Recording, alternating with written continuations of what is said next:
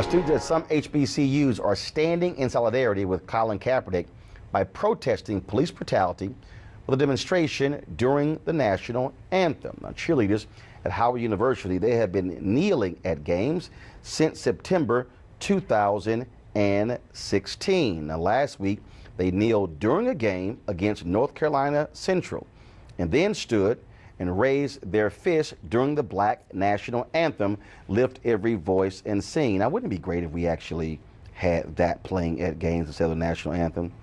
Just an aside. Now, folks, at North Carolina A&T, the homecoming court, they participated in a demonstration. Someone posted their picture on Instagram. The gentlemen kneeled while the women raised their fists in solidarity. Real quick to our panel, it's very interesting here. Bottom line is you're going to see, I think, more of this take place, and we're seeing this, but also people's real feelings are coming out when we saw, I think it was in Iowa, where a brother, he kneeled, and they started yelling the N-word at him as a result, but I thought it had nothing to do with race. Interesting enough. It was last year that a young woman by the name of, I'm going to mess up the pronunciation, I think it's Rihanna Brown, kneeled as a cheerleader for the Georgia Tech Yellow Jackets at a game in October of last year. So she was one of the first cheerleaders or dancers to start off with that movement. And that was very interesting. I saw the Howard cheerleaders, and as soon as I saw that, I said, wait a minute, I've seen this before. And I went and researched it, and yes, she did it actually last year when Colin Kaepernick was doing it before it caught fire and became popular. Fuck you and fuck the police! Last month, Evergreen State College in Washington went crazy when a professor of evolutionary biology named Brett Weinstein objected to a day of absence when white students and faculty were asked to voluntarily leave campus. Weinstein branded it a form of racial segregation. A group of student protesters called him a racist. The confrontation incited further protests, debates over free speech, and claims of systemic racism on campus. And things haven't calmed down. Tomorrow, Evergreen will hold its graduation at an off-campus location, 40 miles away. Would you like to hear the answer or not? No! Okay. This is the video viewed by millions that put Evergreen State and Weinstein in the national spotlight. This is not a discussion. You have lost that one. This is not a discussion. You've lost that one. Yeah, you've lost that one. So what are they doing here if they don't want to talk to you? Well, this is part and parcel of their central mode. They're just simply shutting down somebody that they don't want to hear from. I am not interested in debate. I am interested only in dialectic, which does mean I listen to you and you listen to me. Weinstein has taught at Evergreen State for 14 years. He describes himself as deeply progressive, but has been denounced as a racist tool of the alt-right by some students and faculty.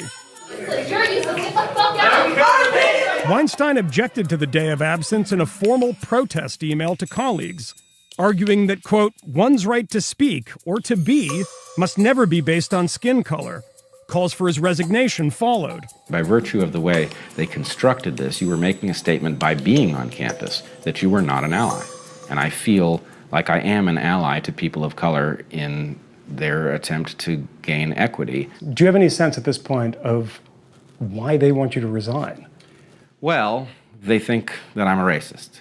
Because if you stand up against one of these things because you think it's ill-considered, that you will be branded as a racist. We are here to support. We want to dismantle anti-blackness campus-wide.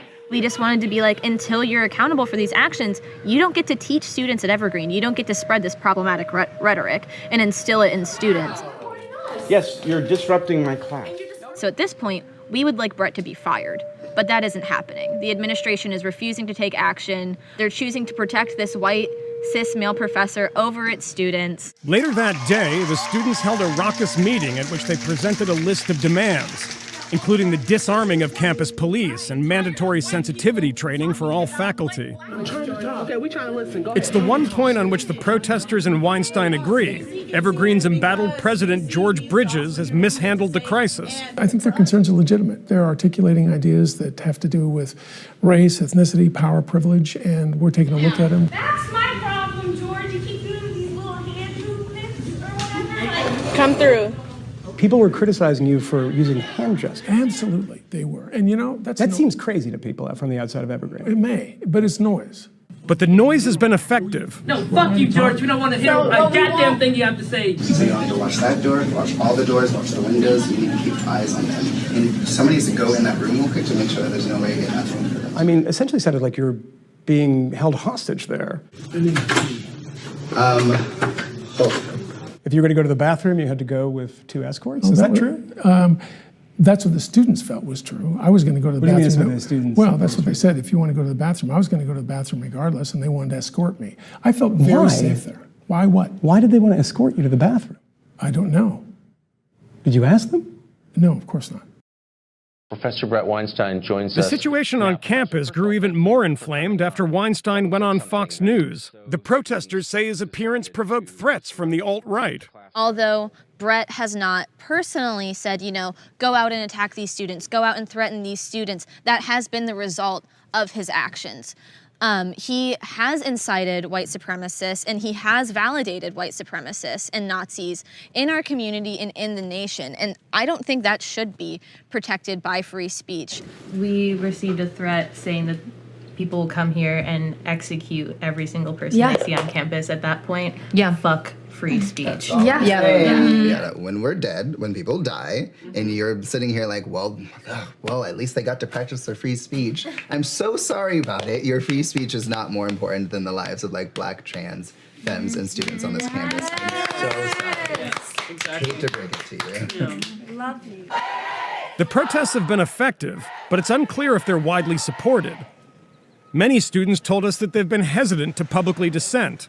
Kirsten, who also didn't want us to use her last name, is one of Weinstein's students. I'm afraid of having a nuanced opinion because I'm afraid that my opinions and I will be stigmatized. It's a rather strange sentence to hear on a university campus. I'm fearful of my nuanced opinion. So I feel that I do not have the ability to speak if I have disagreements with the methods that are being used in the protests. There is this issue of what I can say and what I can't say and who's going to dismiss me or demean me for saying it. And that is new in the American discourse. A student told me that you're a white supremacist. I'm assuming that students have said lots of things about me. I don't believe I am. I'm You a don't white believe person. you are, but you accept that you might be. No. Well, it depends on what you mean by a white supremacist. What does that mean? I'm a white person in a position of privilege. Okay. I guess that's part of the confusion for me is the precision of language seems to be lost in a lot of this conversation. It is. Bridges has acceded to many of the students' demands, but there's a demand he hasn't given into, that Weinstein be fired. Weinstein won't rule out the possibility that he's taught his last class at Evergreen. But if he comes back to teach next semester, he can expect the protest to continue.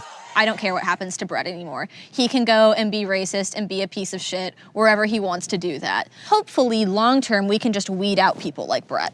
At this point, why not just beat a hasty retreat and say, there's no point in doing this? Frankly, every student in that hallway who had chosen to make that protest has a clue about where they're going wrong. But I think that my standing there did some good.